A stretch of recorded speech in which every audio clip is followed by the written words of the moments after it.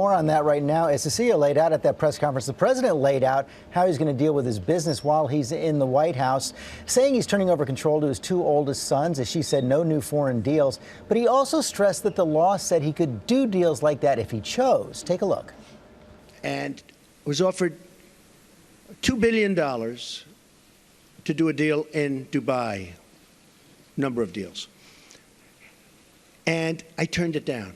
I didn't have to turn it down because, as you know, I have a no conflict situation because I'm president, which is, I didn't know about that until about 3 months ago, but it's a nice thing to have. He's saying that offer came in just this week, and let's talk to Dan Abrams about this right now. Kind of unusual right there as well. The president is right that the conflict of interest law does not apply to the president. Yet you had the head of the Office of Government Ethics come out last night and say what he's done is completely meaningless in terms of conflicts of interest. Right. So let's separate this out into ethics and legal. Let's start with the ethical side of this. He still owns the company. What does that mean? It means that when the company gets richer, Donald Trump gets richer. It also means, and this is something people aren't talking about enough, he is still subject to litigation. So if someone is suing the company, Donald Trump still has to be involved in that litigation.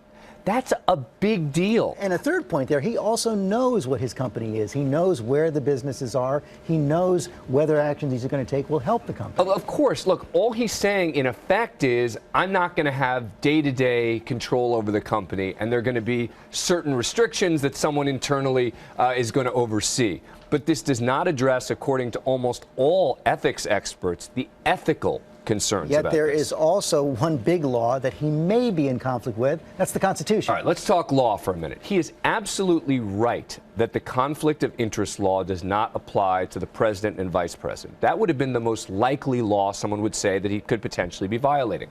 But there is a clause in the Constitution that a lot of people are talking about now called the Emoluments Clause, which basically says that you can't get earnings or pay from a foreign state. That's what the emolument means. And constitutional law professors, at the very least, believe this is dangerous legal territory for him.